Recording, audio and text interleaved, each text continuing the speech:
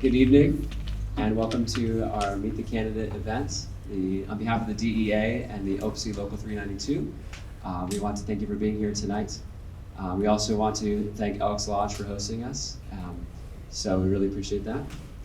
My name is James Graves, and I am the Vice President of the Dover Education Association, as well as the Legislative Chairperson for our committee this year. I would like to talk about a couple things before we begin tonight. But first, I want to thank you for coming. The Education Association really believes in informed votership, and so this is a chance for you to educate yourself on our Dover City Schools candidates for the Board of Education.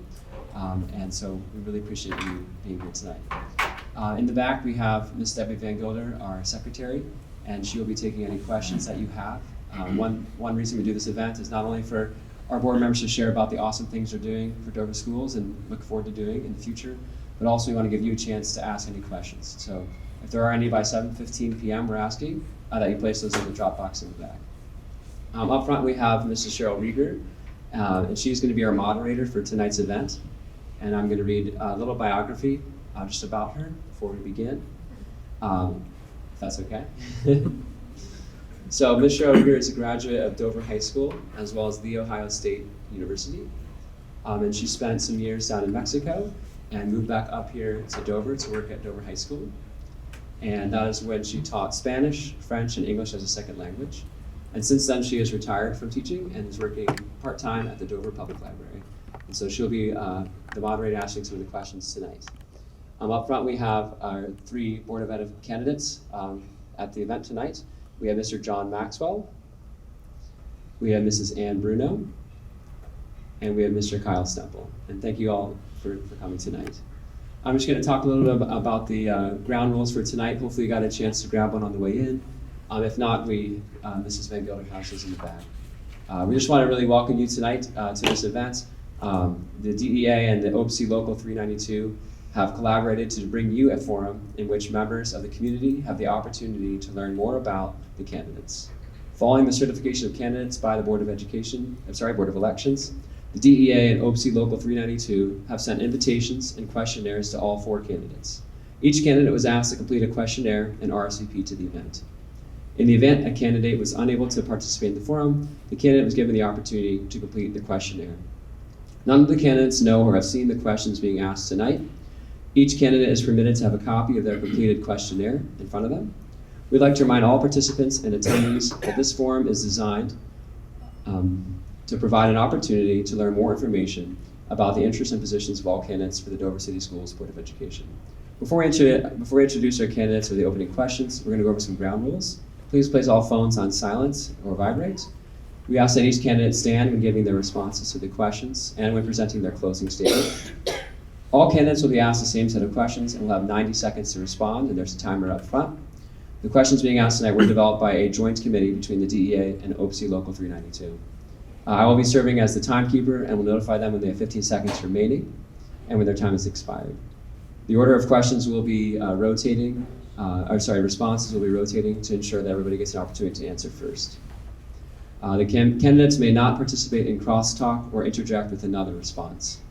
We ask that the audience remain silent during the duration of the forum and hold the applause to the end. Again, you do have a chance to ask questions, so feel free to fill up that drop box. At the conclusion of the questions, each candidate has the opportunity to give a 2-minute closing statement. And no candidate will be permitted to distribute campaign literature at the event tonight. On behalf of the DEA and OPC Local 392, we want to thank you for attending tonight.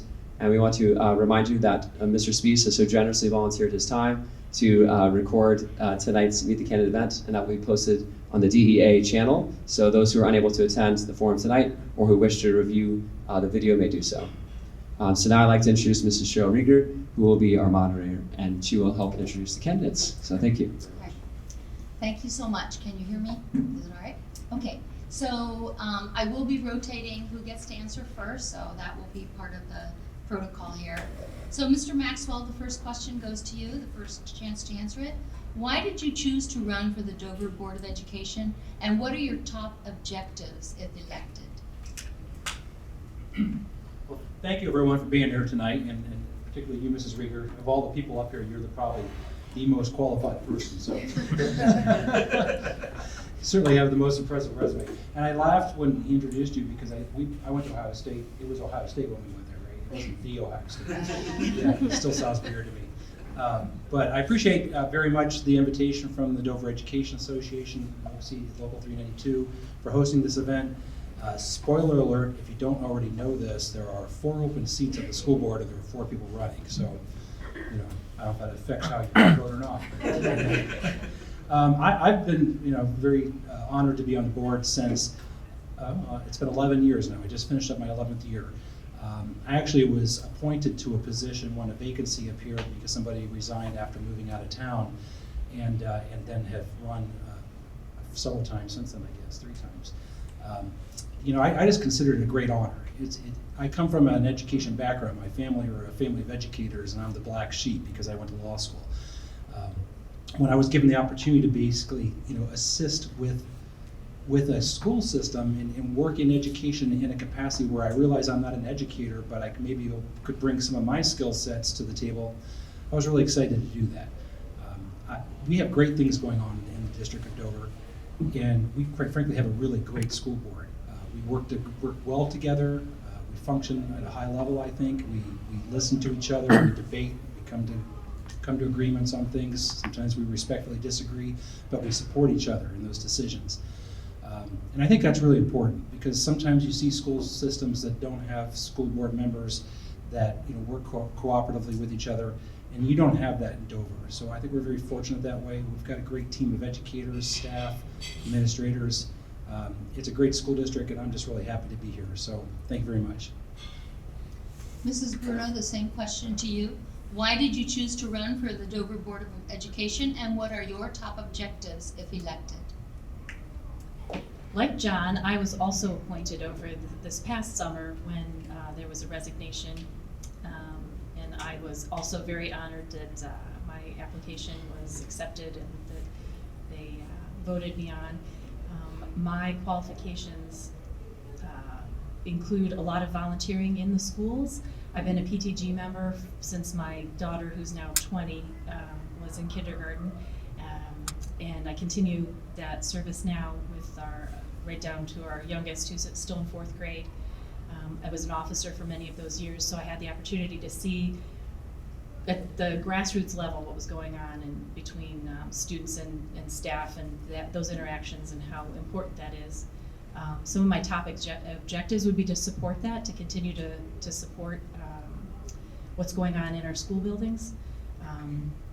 Another one would be also to follow our addressing tomorrow's challenges today.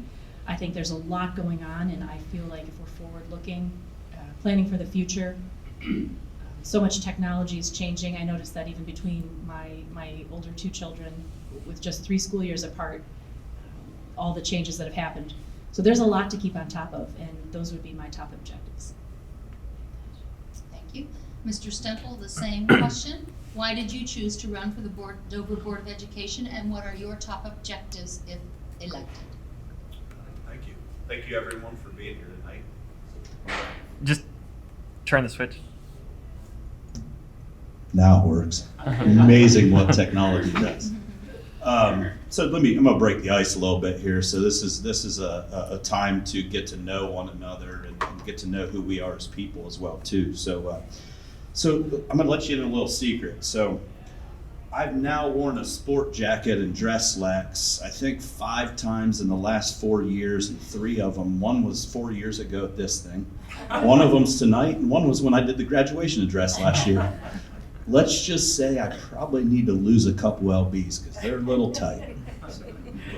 All right, now that the ice is broke, now. I think both of the candidates gave great answers. I think for me, being a part of a community and a district that, in my opinion, gave me a lot. Dover prepared me for college when I went away and was able to get a degree, come back, and make a great living here, raising a family in town. I also believe, I might be a little biased, but I think we've got the best district in the county as well as the best administrators and staff.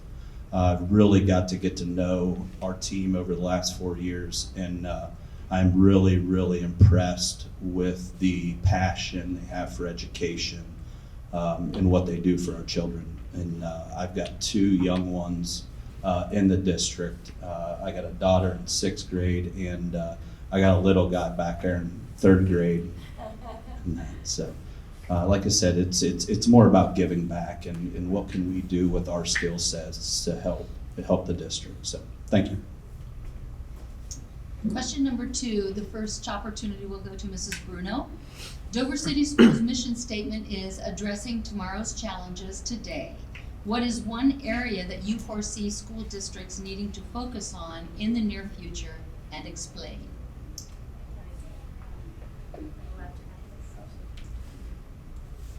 I object.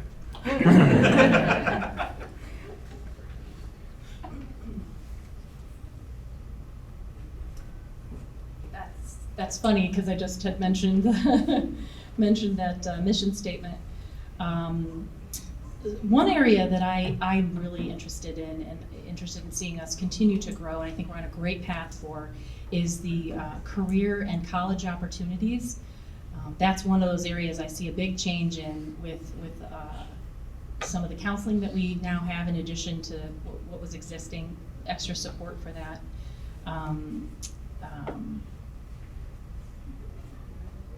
I see this area as just exploding with possibilities. I know in a career standpoint, the company that I work for is always looking for new hires, good people.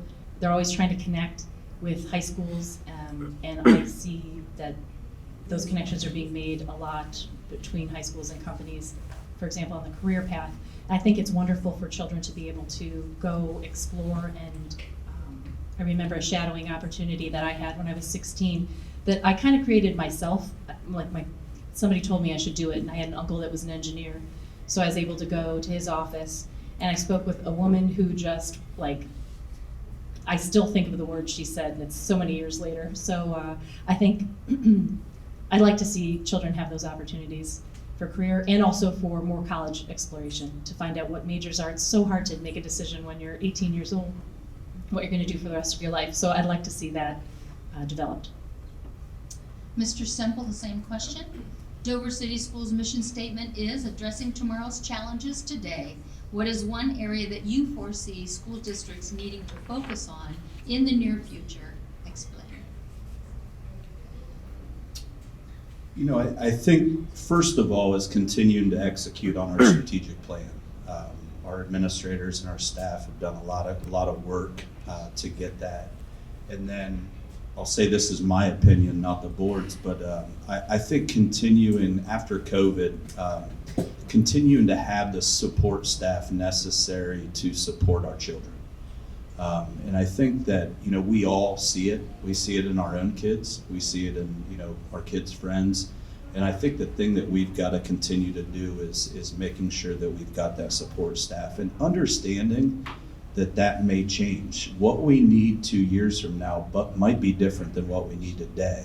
And I think that's what I really appreciate about our team is understanding that what works today may not be what works tomorrow, and vice versa. So I think that's what we got to keep eye on getting the kids back to normalcy and making sure that we can regain some of the challenges that they've had forthcoming over the last several years.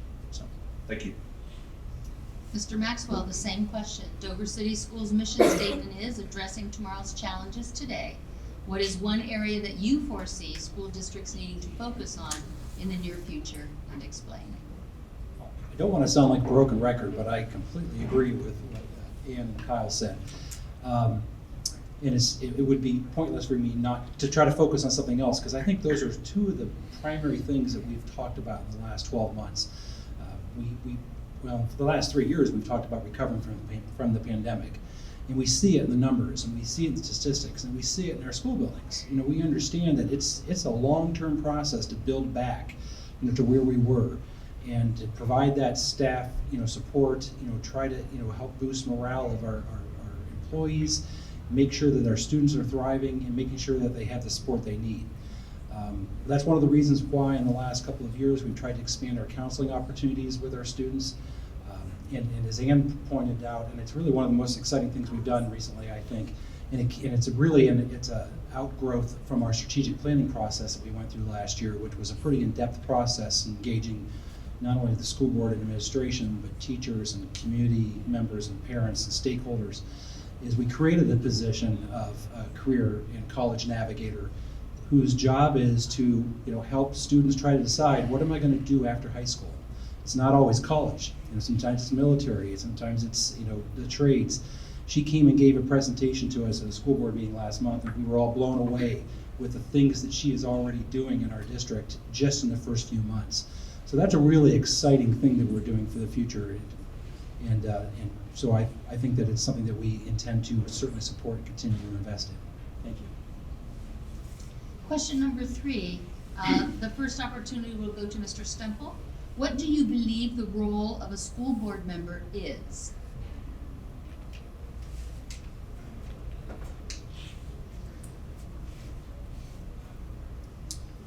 I think when you look at a school board member, I think a couple things come to mind. As most of you sitting in here probably know, that our main thing is we employ 2 individuals. That's your superintendent and your treasurer.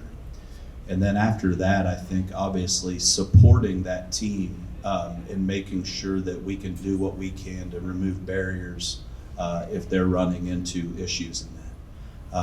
One of the things I think that our team does extremely well is problem solve, is figure things out, coming up with good solutions. But I think for us is being a sounding board. You guys sit here, we got an attorney, an engineer, and an accountant. None of those 3 are education. So, I think our skill sets and what we bring are different, and I think that it's important as we support our administrative team in that going forward. Mr. Maxwell, would you like the opportunity to answer? Do I need to repeat the question for you? I want to rebut. No, I'm kidding. I haven't engaged in any crosstalk. No, he's completely correct. I mean, the job of a school board member is primarily, from a legal standpoint, we employ 2 individuals. You're absolutely right. We don't hire, we don't interview other people. We entrust those executive officers to tell us or to run the district and come for us for advice, give us direction, and give us suggestions. We're there to consult, we're there to help develop policy. But I think it's one thing that's really important as a school board member is to know what you don't know, and we don't know a whole lot about how to run schools. I mean, from a day-to-day basis, it's not what we do. And so it's very much a trust but verify type situation. I also think that a school board member is a advocate for the system. We're a cheerleader for we're a vocal, we stand out there and celebrate the accomplishments of our students and our staff. And I also think that we serve as a mouthpiece for the people that elect us. We're their conduit. If you want to talk to us about issues, you can approach us and know that we'll talk to the rest of the board about it, talk to the administration, point you in the right direction. But that's the purpose of having a duly elected representatives from the community. Thank you. Mrs. Bruno, what do you believe the role of the school board member is? The gentlemen have it correct. So I looked it up, and it's not so much of an opinion as more of a fact. So as defined by the Ohio School Board Association, the role of a school board member is to be chief advisor to the superintendent and bring in community attitudes into that discussion and that consideration. As a whole board, we are policymakers, and our job is to make sure that our school system is well managed by the professionals in the education industry. We will move to question number 4. Mr. Maxwell, you will have the first opportunity to answer. How would you try to improve teacher and staff morale and increase teacher and staff retention? Thank you. That's actually one of the topics that we talked about in strategic planning, was the fact that, although we think that we have the greatest staff and faculty in the county, or in the area for that matter, and I firmly believe that. We also understand that work can be difficult in any situation, and particularly in the last few years. I I mean, the pandemic was an incredibly difficult time for the people that work for the district. I was thinking about that, 4 years ago, Kyle and I were up for election. It was, 2019 November. COVID had started someplace in China, but we weren't really paying any attention to it. And little did we know that just a few months later, that we would be sending kids home.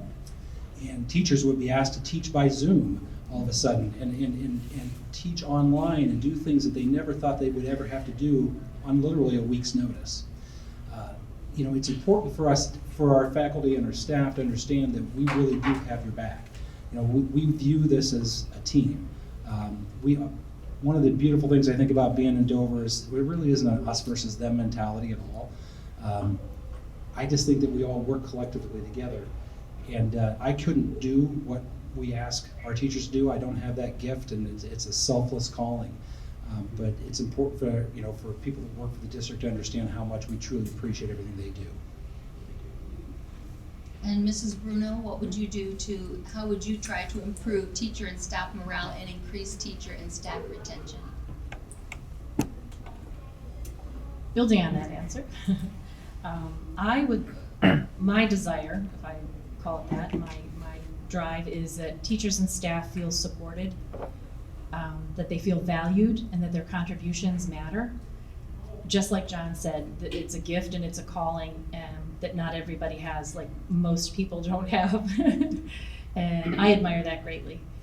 So I don't necessarily have any specific ideas of how morale would be supported. I would really open the door for feedback for that, to tell you the truth. Because while I say I've been a volunteer in the schools and been able to see interactions, I don't necessarily know everything you need.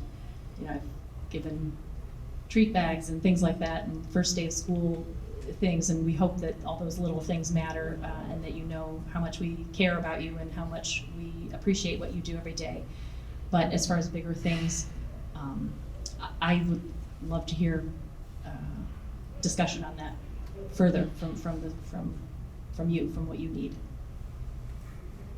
Mr. Stemple, how would you try to improve teacher and staff morale and teacher and staff retention? First, I hope the teachers and our staff understand how appreciative we are, number one. And I hope that if there's ever a time that they feel they can be listened, they can come talk, and they can do that freely.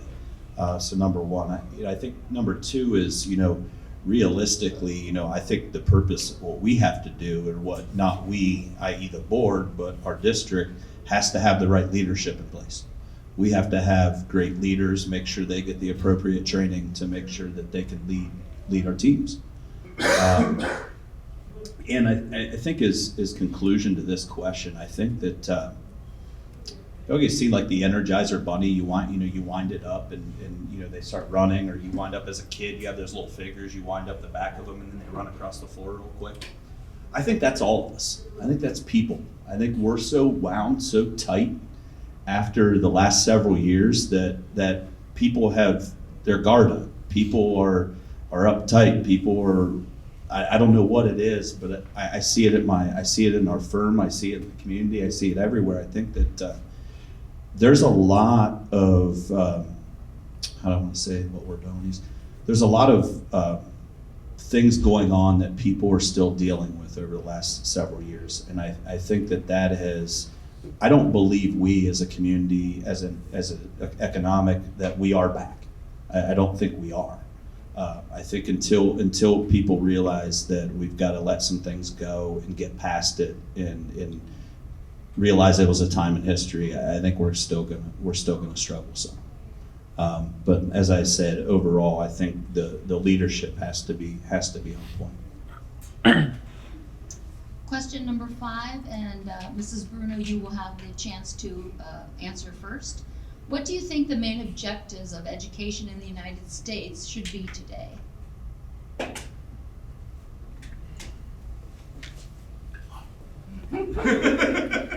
That's a big question. So I did think a lot about this and have some discussions with outside input to really, this is huge. I feel like there's like some solution or some key. You could possibly pick a topic and turn it and everything gets fixed or better or something. I'm gonna say that the biggest thing we can do is teach our children to be critical thinkers. They are bombarded with news feeds that are, and videos. We're bombarded with news feeds, the kids probably are, but they're bombarded with videos and engaging things that they can't look away from, and it's all based on what we click. You get more of that. So it's this feedback loop of not knowing what the different side is talking about or thinking about. I think we need to address that and engage children to think in a bigger picture way and accept different views. I think that's another thing that's happened in our country in general, is that we are so narrow in our views, and it's really easy to just shut the door and be angry about it, as opposed to looking at something from somebody else's perspective and possibly learning, and then you have your own opinion that's formed from all the sides and all the information. Mr. Stemple, what do you think the main objectives of education in the United States should be today? Mid-30 isn't going to do it. No, I think in all honesty, I think this is tough. This is a tough question for me because I could keep you all night and want to give my opinion on Ohio Department of Education and so on and so forth, but I'm going to save everybody that before Carrie cringes. I think that there's two things that stick in my head when I think about this. Number one, the golden rule: treat people like you want to be treated. That could get us a lot farther in life right now. Number two, I think that, I think Ann mentioned earlier, for us to think an 18-year-old knows what they want to do with the rest of their life, I think is a little crazy. And I think that how we're responding is that, when I came out of high school in '98, it was go to college or you're going to work on a factory floor. And these aren't the manufacturing client and companies we have today. These are dark, dirty, and dangerous. They're not ones you can eat off the floor and have multi-million-dollar machines that you get to play with like arcade games. This is not fun type stuff. So I think the greatest thing today is that kids have an option. They have a lot of options, a lot more options than we had back then. So I think the biggest thing and the biggest challenge we have is to educate them on those options. And we're taking that next step, and I think that's going to be huge as we move forward. Like I said, we got to hear some of the early success stories, and it's amazing. I mean, we got kids in high school doing internships with companies, and companies trying to recruit them already. So to me, that's a win. That's great. And Mr. Maxwell, what do you think the main objectives of education in the United States should be today? So we've got that whole math and spelling stuff that we're supposed to teach, but beyond the reading, writing, arithmetic, I mean, obviously all very important. But I think that one of the things that we do in education today is we need to make sure that we're just taking care of the whole child. That we're taking care of social emotional needs. That children know that school is a place they can go to where they'll be safe, respected, and loved. And know that, and we want to make sure that we support those children so that when they get to the point that they're 18 years old, maybe they don't know what they want to do for the rest of their life, but at least they know what they want to do next year. And so that we are helping develop responsible members of our community. I think that's a really important factor. All right, question number 6, and Mr. Stemple, you will have the first opportunity to answer. Dover City Schools currently employs 2 full-time certified nurses for approximately 2,764 students. The full-time certified nurse student ratio is 1 to 1,382. Do you believe this is equitably serving the physical, medical, and safety needs of the students of our school district? Explain why or why not.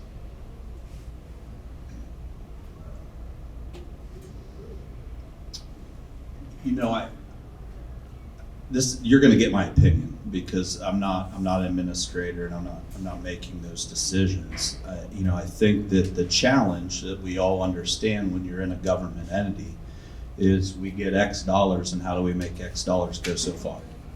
And I'll play into this, plays kind of in my comment earlier, that what we're doing and where we're spending today might not be what we're doing and spending in 2 years from now.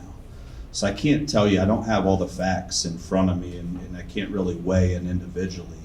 But like I said, I mean, just like with you guys, I mean, wouldn't we want unlimited money where we can have every single thing we wanted? I mean, that'd be amazing. That'd be great. It's just unfortunately not the world we live in, and we've got to do the best thing we can do to support our children, our staff, and our communities with the dollars that we have, and that changes at times. But either that or somebody in Dover needs to hit that Powerball. Mr. Maxwell, the same question. The Dover City Schools currently employs 2 full-time certified nurses for approximately 2,764 students. So the full-time certified nurse student ratio is 1 to every 1,382 students. Do you believe this is equitably serving the physical, medical, and safety needs of the students of our district? And please explain why or why not. Thank you. I certainly will echo what Kyle said. Anytime we make staffing decisions, first of all, from a school board standpoint, this is one of those situations where we have to listen to the feedback of those that we employ and come to us and give us recommendations as to what that would look like. Obviously, if money were no object, we'd have a lot more people as nurses, we'd have a lot more guidance counselors, we'd have a lot of things. Those are the difficult choices that have to be made sometimes. And I think it's important to also clarify that we have 2 full-time nurses, but we also have, I think, 2 part-time nurses. And during the pandemic, when we felt like there was even more need for those things, we actually hired an extra work as well. And it's also important also to know that we are a school and not primary medical providers for children. But obviously, if we make these difficult choices sometimes of where we're going to put staffing dollars. And one of the things that we do as a district every year that Brenda Hurst started years ago and Katie Brugger has continued as our treasurer is a build the budget process where we gather together stakeholders and staff members and faculty members and try to decide, okay, here's the numbers that we can spend next year. How do we spend those dollars? And, for example, in the most recent round of that, one of the recommendations that we received was that we needed to spend more money on guidance counseling. And so we've spent more money on guidance counseling and hired the career and college navigator. If next year the recommendation is, forget staffing, we need more nurses, that's something that we'll certainly look at. But I think it's important to keep those things in the context because we do have limited funds and we have to be very judicious in how we spend them. And Mrs. Bruno, the same question.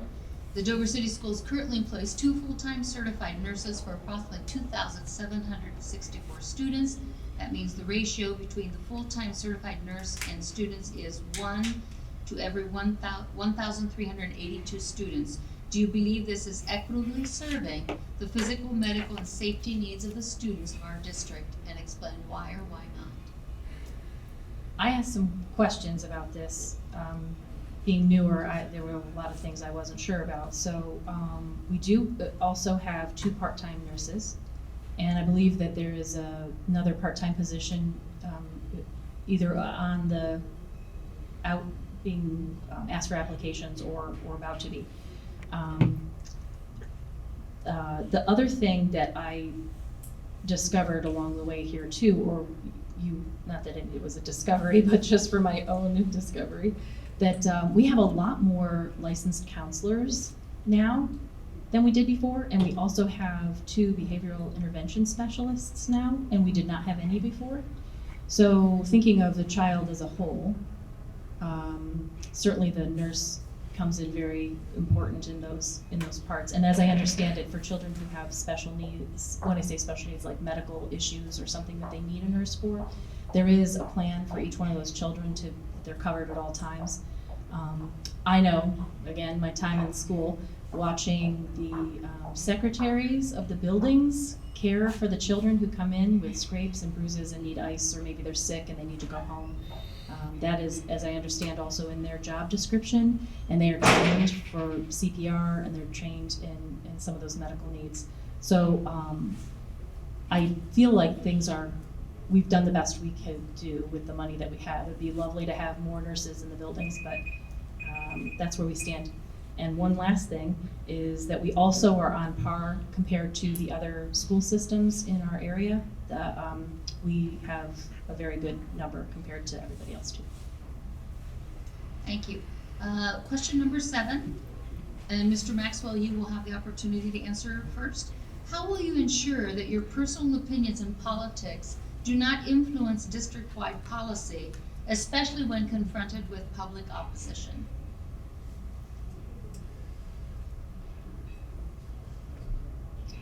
Well, I will say this. You know, the role of a school board member in the state of Ohio is a nonpartisan position. You know, we don't run as party members. And we don't ever talk politics. I mean, I've never had a discussion with anybody at a school board meeting, inside or outside on the school board, about politics. And from my perspective, you know, we're here to do a job. We take that job very seriously. But we certainly, you know, aren't influenced. I mean, obviously, any person is going to be influenced by their own personal perspective about things. That's what you get when you vote for somebody and put them into an office. You're getting who they are, you know, from top to bottom. But I've never personally experienced any situation where a school board member, you know, was trying to interject their personal opinion as far as the political aspects concerned. And I think if that ever happened, there'd be a lot of pushback, because we're here to try to make decisions on what's best for children. And what's best for children shouldn't have anything to do with politics. Now, that's easy to say because we know that Columbus loves to tell us what to do all the time. You know, and it becomes, you know, education from a statewide down issue is very political. But from a local perspective, I can assure you that the members of your school board and your administration are very dedicated to making sure we just make decisions on what's best for children. Thank you.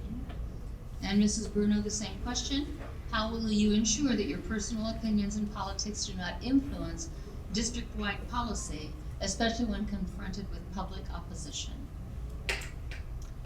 One of the things that I come to the table with is I'm very interested in what other people think. And I feel that looking at things that way, you find common ground, and I respect other people's opinions.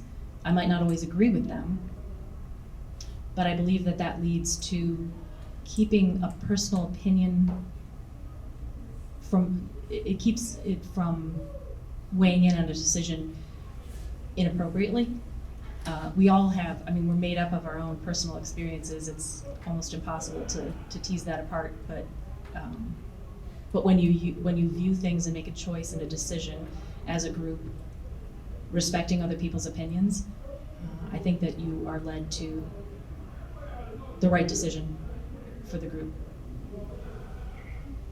Mr. Stemple, how will you ensure that your personal opinions in politics do not influence district-wide policy, especially when confronted with public opposition?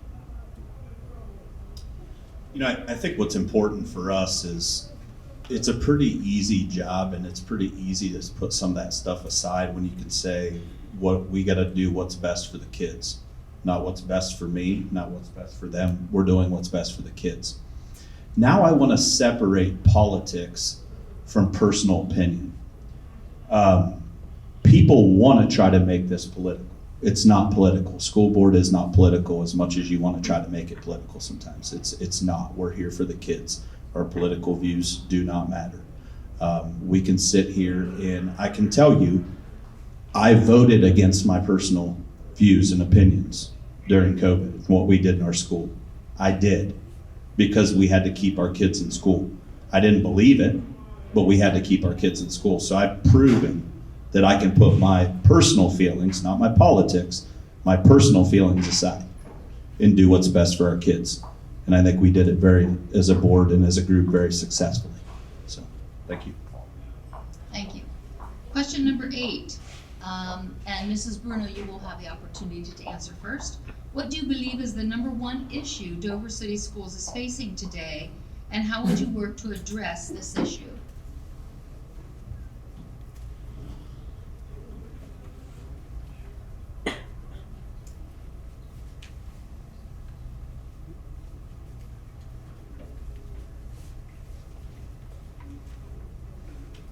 So #1, that's really big. I'm gonna say that one of the big issues that I see Dover City Schools facing is the mental well-being of our children.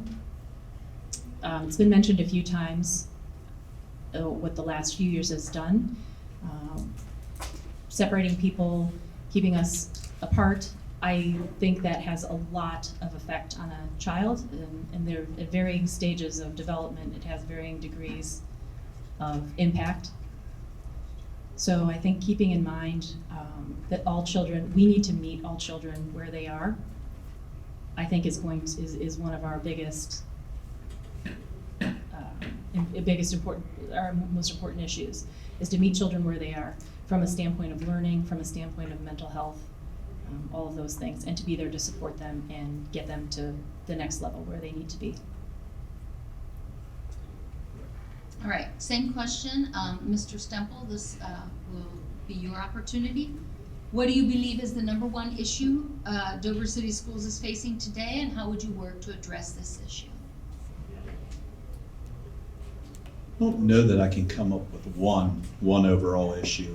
I think that a lot of the different, items that are outlined in that strategic plan are all extremely important for the future of our children and our community. For me personally, I would say mental health and that of our children is probably number one. I'd probably say number two is probably facilities for our younger ones. We've got the high school taken care of, and I think next thing we got to do is start looking at some of those. But those would be my personal opinion, is mental health of the kids and facilities would be my opinion. And Mr. Maxwell, same question. What do you believe is the number one issue Dover City Schools is facing today, and how would you work to address this issue? Well, thank you to Kyle and Ann, because those are great answers. I didn't think you were going to go facilities, so I was going to go with facilities just to round it out. But all kidding aside, I think that, and I completely agree with those answers. And another thing that we always think about and we talk about is making sure that our district feels unified and our children feel included.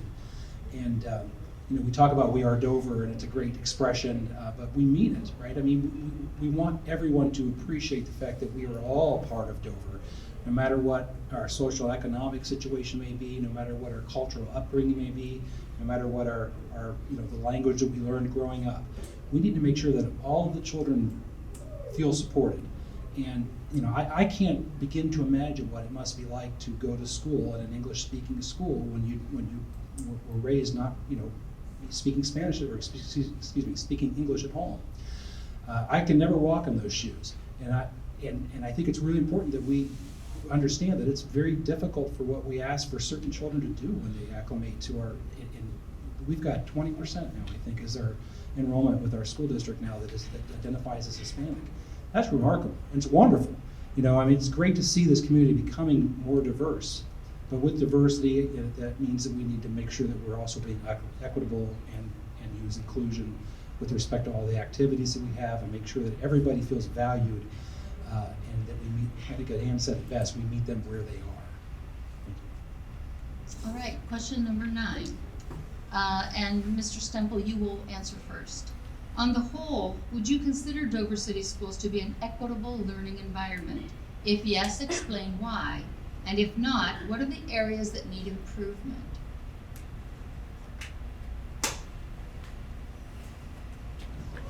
So this is going to have to be my opinion again. I think that I think Dover Schools is equitable. Obviously we have challenges like many other schools. And John talked about some of those. But yeah, I think it is. I mean, can we all get better? Yeah, we can all get better, and I think that's what we strive for. That's what the strategic plan's about. That's why we keep working. I come from a theory of continuous improvement. How do we continue to better ourselves as people every day? So I think it is, and I think that we've got a lot of amazing things going on in this district, and I feel excited to be a part of it, and I hope everyone else does too. But yeah, we're going to keep getting better. We're all going to get better. Mr. Maxwell, the same question. On the whole, would you consider Dover City Schools to be an equitable learning environment? If yes, explain why, and if not, what are the areas that need improvement? Certainly going to sound like a broken record now, because I completely agree with Kyle on that. obviously, I believe it's an equitable system of education that we provide, and we do the best we can. But we talk about continuous improvement all the time, and we certainly understand that we're not perfect. And so sometimes we might come up with ideas of how to do things better. Sometimes the administration may come to us with ideas. Sometimes it takes people, from the community to come to us and say, I don't know if you looked at this from this perspective, but look at this from this perspective and how we could change things. One thing that I think is clear is that we don't try to rule with an iron fist, nor do we say this is the way we've always done it, so we're always going to do it that way. I do believe that we are as equitable as we can be for the present time. Can we do a better job next year? Can we do a better job the year after that? I have no doubt. That's what continuous improvement is about. But I certainly don't have any complaints about the good efforts that everybody that works for our district does to make sure that each child gets the best education they possibly can. And Mrs. Bruno, on the whole, would you consider Dover City Schools to be an equitable learning environment? If yes, explain why, and if not, what are the areas that need improvement? Equity is a priority, that is for sure.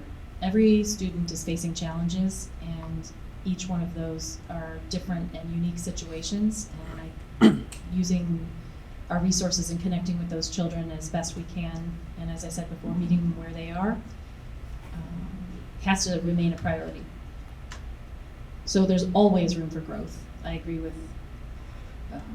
my fellow board members here that there's always room for improvement, and we don't know what we don't know yet. So as we learn and as we engage in those conversations about what isn't equitable, is there something that's happening that we need to address, then we jump on that and we address it, and we continue that fairness and that equality.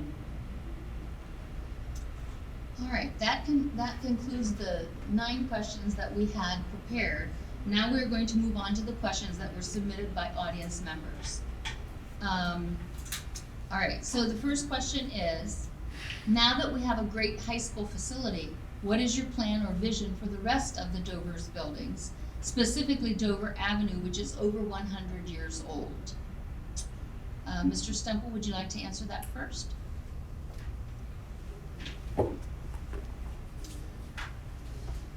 For those, there is more people here that come to our board meetings. I will say that. So for those that follow the board meetings, look at the minutes, some that it's just part of their job to have to be there, and they're always wearing a smile, right? You'll hear us talk, and I would pay some attention maybe to next month's meeting and the meetings coming up. We are going through stages right now, going through the necessary avenues to start looking at talking to the state about looking at what does the next step look like. So, this is, no matter what, it's going to be a long process that, we've got to, number one, find out what that looks like from the state. We have to then engage all of our staff. We have to then engage our community. And then we've got to see what the state comes up with different ideas and options for us. So I'm excited to get that rolling. But I can't really, other than those items that I know we have to go through, more to be continued. Maybe that board meeting next month. Mr. Maxwell, would you like to address the same issue? Now that we have a great high school facility, what is your plan or vision for the rest of the Dover's buildings, specifically Dover Avenue, which is 100 years old? Well, Kyle's right. It's something that we've been talking about, and it's something we intend to talk about more intensely in the future. And it's not really a spoiler alert, and I don't want anybody to run home and say, oh my gosh, they're going on the ballot next month, for asking for more money to build new buildings. So that isn't the case. But we've been talking about this for quite a while, even as we wrap up the project at the high school. And anybody that's been involved in that process knows that took a long time. I mean, it took us 2 decades to get a ballot passed to be able to get there. Finally passed the ballot in 2016, opened the building in 2020. Here we are 2023 and still kind of finishing up that project with parking and those types of things. But there's no question that we have facility needs. And please don't ever think that your administration and your school board doesn't recognize that fact. In a perfect world, we could have maybe solved all these problems at once, like some districts are able to do so. But it really wasn't our time to do that. But it's time for us to kind of look at those situations and what are we going to do in the future? Because we know that we have older buildings, we know we have crowded buildings, we know we have buildings that have no ventilation, and poor heating and no air conditioning, and fresh air for students. I mean, that's one of the things that we came out of the pandemic learning, is that it's really important, to have good environmental situations for our staff and our students. So that is definitely something that we're turning our attention to now, and we intend to, spend several months or longer, really digging in deep and listening to what the community has to say, and then making some very, learned decisions, hopefully, after we hear a lot of information from folks. What are the next steps when it comes to improving those facilities? And Mrs. Bruno, the same question. What plan or vision do you have for the rest of Dover's buildings, specifically Dover Avenue, which is over 100 years old? The facilities are obviously an issue. I have spent many a week moving book fair from one spot to the next and running around and sweating profusely, and that was just 1 week. And I know I went back to my air-conditioned car or my house, and then the teachers and staff had to go back the next week and still work in that sweaty, hot place. So I feel that very much, that is an issue. HVAC. Roofing is an issue too. There's so many leaks in many of the buildings. Those are things that we're constantly trying to keep up with, constantly trying to keep in good repair. I'm very proud of the district of how they've spent their money and how they have kept on top of some of those things that could really be, monstrous issues if we didn't keep up with them. So that all being said, we have to be smart about how we use those dollars and make sure that you don't want to keep pouring money into a hole literally in the roof that's never going to actually be fixed. It just continues to get bigger. We just continue to patch. So being responsible with that is really important. Hearing back from the community, I think, is one thing that I learned in my time working with levy campaign committees and the bond issue campaign committee. Hearing back from the community is I think #1 on our list of what we should be doing and engaging in conversation for that. All right, the next question, Mr. Maxwell, you will have the opportunity to answer first. Do you believe school board votes should be unanimous, or should a community be able to see individual opinions? Surely 5 people can't agree on everything. I'm not sure if the question was anonymous or unanimous. So we'll It go with that. says unanimous on the Okay, paper. fair enough. Sorry. We certainly don't agree on things at times, but what I have learned, and again, I'm really proud to serve with the people that I've served with on the school board, because we don't have a lot in common in a lot of ways, right? And we certainly come from different backgrounds, different experiences. I don't always agree with what somebody has to say, but boy, I sure do respect what everybody else has to say on the school board. And, and not every decision is necessarily unanimous, but I will tell you that 99.9% of the time it is. I mean, I'm sure we've had some split votes along the way, but typically that's just not the case, because, when we get to a consensus, it's because somebody or some people have opened their minds to what other people have to say or what they think, or, quite frankly, we don't always have the most hotly contested issues when it comes to running schools. I mean, for example, we talked about one of our primary jobs is policy making, but you'd be surprised to find out that most of the policies we pass are because the state of Ohio tells us we have to. So when you come to a school board meeting and watch us vote on 10 different policies, 9 of those are probably because they're complying with statutory law. But I don't think that there's sometimes there's this issue of you're hiding the ball, but there really is no ball to be hidden here.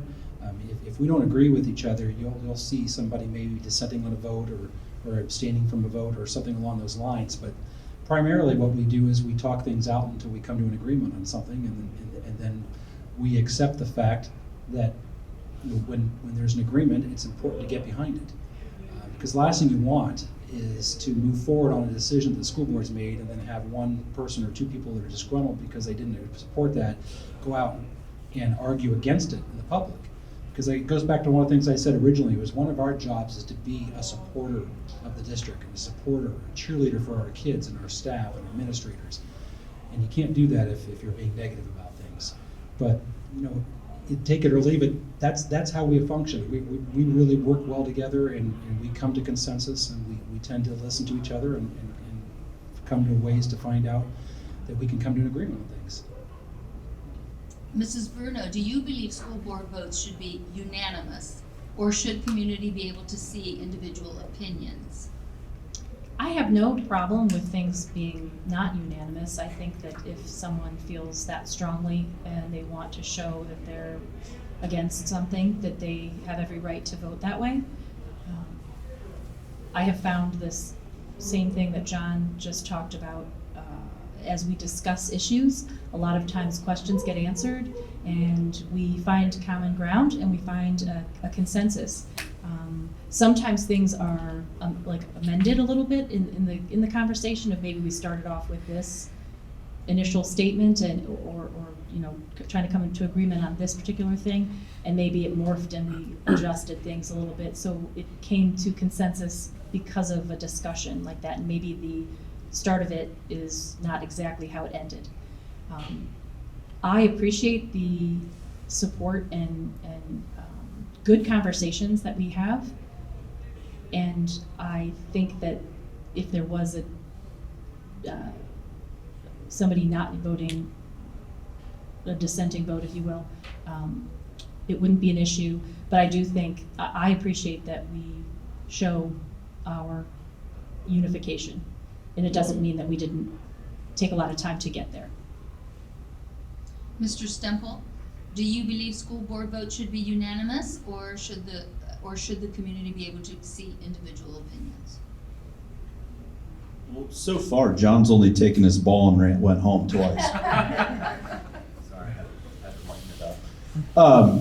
So if you go back and actually look at the minutes, there's several votes that aren't unanimous. The other thing I would ask you to do is really look at those minutes. You know, part of it is there's a reason we probably get 3 people at our board meetings. When you're approving policy, when you're approving, you know, staffing, staffing hires, leaves, stuff like that, there's not a lot of exciting stuff from that's going to be juicy that you're gonna get some crazy votes on. So I think if people would look and see that, 9.9 out of 10 things on there are just policy, hires and stuff like that. So you're not going to get that stuff. And you haven't had a lot of, I'll say, outside voting of other things we have going on right now. So it's just, hate to say it, but it's kind of normal. All right. And the last question from the audience is, Mrs. Bruno, you will have the opportunity to answer first. Do you believe nepotism is a problem in Dover schools? And if so, what can be done about it? In my experience, I have not seen that has been a problem. So I guess my answer is I don't think it's a problem. I don't know if there's more specifics or if there's an incident that maybe I don't know about or have overlooked or something along those lines, but I feel like the family members that I do know who are related are really high quality, high caliber people who it's grown from their family. They were taught at an early age the value of teaching, and so when you grow up in that, I can totally understand how that would perpetuate to the next generation or to siblings or something along those lines. So if we get a couple of teachers from the same family that has fostered that, it kind of makes a lot of sense to me that would happen. I think that we should always be on the lookout to make sure we are hiring the best quality candidates. And I have trust in the system. I have not seen that has failed or caused a problem. Mr. Stemple, do you believe nepotism is a problem in Dover City Schools? And if so, what can be done about it? You know, I think to expand on Ann, I mean, I can look out at some of you I know in the crowd, and I can tell you your whole family is educators.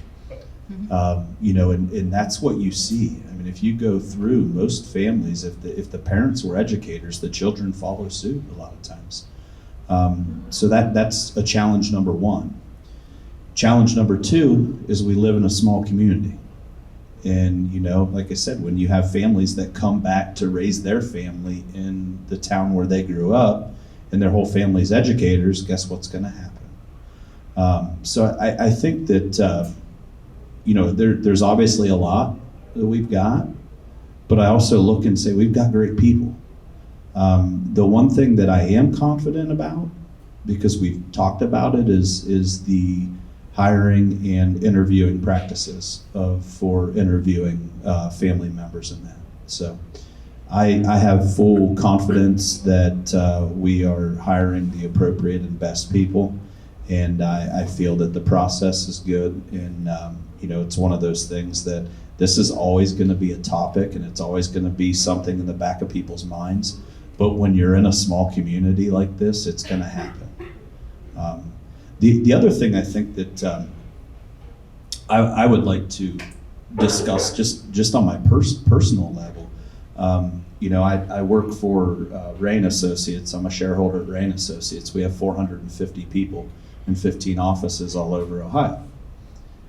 My wife and I were the first family members to work at the firm together.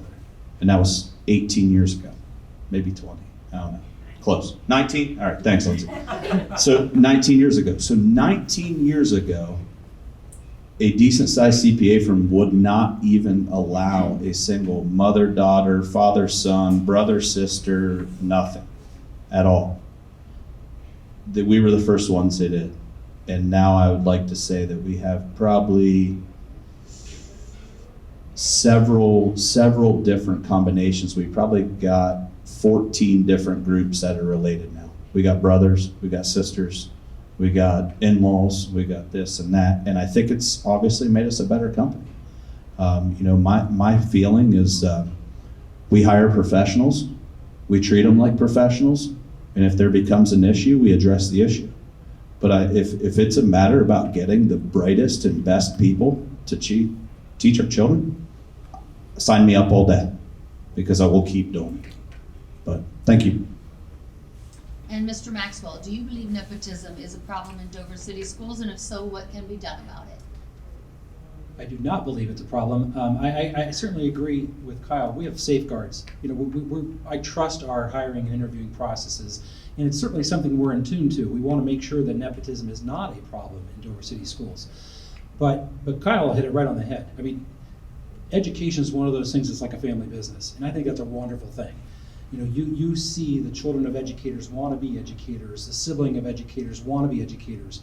And we talk about, as a school system, you know, helping create paths to stay. You know, we want our children to grow up and be successful, whether or not they go off to big cities and out of the state. But we also want people to know that you can stay in Dover. Dover is a great community. And the fact that we have, you know, children of educators and siblings of educators that want to come back and, you know, stake their place back in Dover, give back to our system, as long as they're the best person for the job, I'm certainly not going to hold it against them if they're related to somebody else in the district. You know, because it's all about hiring the finest and the best. And we certainly, you know, entrust those who make those hiring recommendations to us to make those decisions. And I think that, I think it's a testament to what a wonderful community that we live in and what a great school district it is, how many people want to come back and work at the school system, you know, that he came up through. It's just it's a really neat thing. So no, I don't think it's a problem, and I'm actually quite delighted that we have as many people from family members that, you know, want to come back and teach and work in Dover. All right, thank you very much. Now we have come to the portion of our forum where each candidate is going to have 2 minutes to make a closing statement. Mrs. Bruno, would you please go first? In closing, I am so honored to be on this board. It's been a wonderful experience so far in my couple of months being appointed, and I'm so eager to learn more. I have a tendency of asking a lot of questions, and everybody has been very generous and kind with their time as they've answered those for me. I feel that I have a lot of grassroots experience being a volunteer for a long time, and also from not just in the school system, but in the school buildings, but also as a levy campaign committee member. I was recruited. I don't even know if our oldest was in school yet, and I somehow ended up getting recruited. I won't it did not go well that first levy campaign I was on. It was the Code Red / Code Blue go, but I learned a lot and I met so many wonderful people. It just hooked me in, and I knew that was where I wanted to spend my volunteer time. And then as the campaigns went on, I was involved in all of them since then, with the last couple being having a spot on the executive committee and then co-chairing our last go. They were wonderful experiences. So I have some knowledge of how funding works, although I don't know that anybody really has the full knowledge of it's constantly a moving target, isn't it? So I feel like I bring some of those experiences to the table, and I also have experiences as being a problem solver. That's kind of what I've been trained to do from a career standpoint. I really love working with people and hearing different views and coming to consensus and moving toward our future. Thank you very much. Mr. Maxwell, you have 2 minutes to make your closing statement. I was literally just sitting there gloating, thinking that Kyle was going to go next, and I was going to get the last word. So you really threw me for a loop there. Yeah. But let me just say that being on the board for the last 11 years has really been one of the most gratifying experiences of my life. It's just a pleasure to be able to participate, even in the smallest way, in the education of our children. Ann and I have something in common, which is neither one of us grew up in Dover. The other 3 board members are all, they bleed crimson. But my wife and I, and I speak for Ann because you already talked, so I'm going to speak for you. But Ann and her husband, we chose to move here. We had abilities to live in other communities, and we chose to move here because we saw what the school system was like, and we saw what the education opportunities were like, and we really wanted our children to be part of that. And I don't regret it one bit. So it's been a real great honor for me to serve you and to serve our children and to do what little I can to help keep things running. So again, I thank you very much to the DEA and OPSI for hosting us tonight. I think it's a great opportunity for us to have this conversation. I ask that you vote for my colleagues here. Don't vote for Mike Studer because he's not here. Did we ever make a bet of who gets the last? We should make that without him here, right? They're lying. But I'm kidding. Vote for Mike Studer. I know I talked a little bit about the fact that we all come from different backgrounds and we have different opinions about things. I've learned so much from my fellow board members, and somehow I went in a blink of an eye for being the young, newest person to be in the old fart on the board. And they look at me sometimes and say, how have you guys done that in the past? I'm like, I don't remember.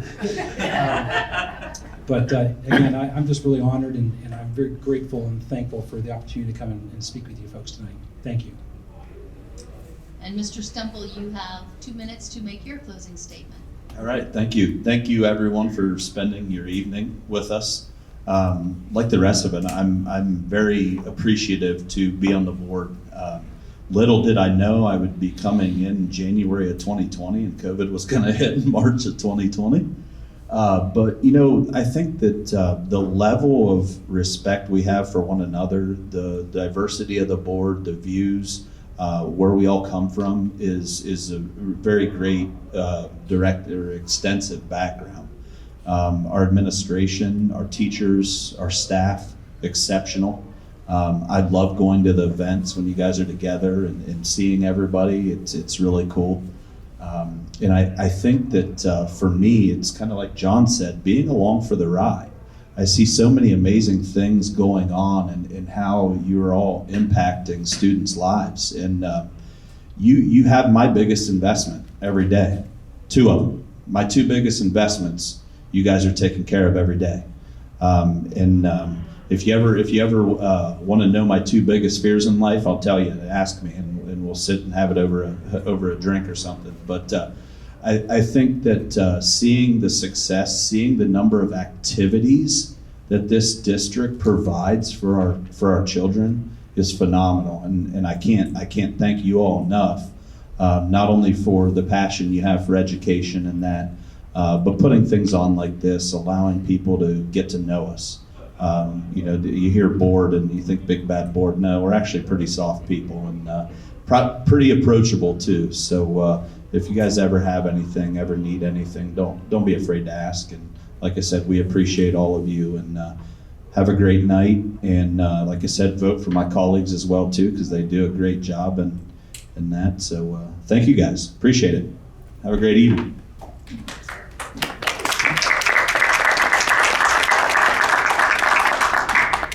Thanks, everybody, for coming. I hope you learned a lot, because I certainly did. Thank you so much. Thank you. Thank you.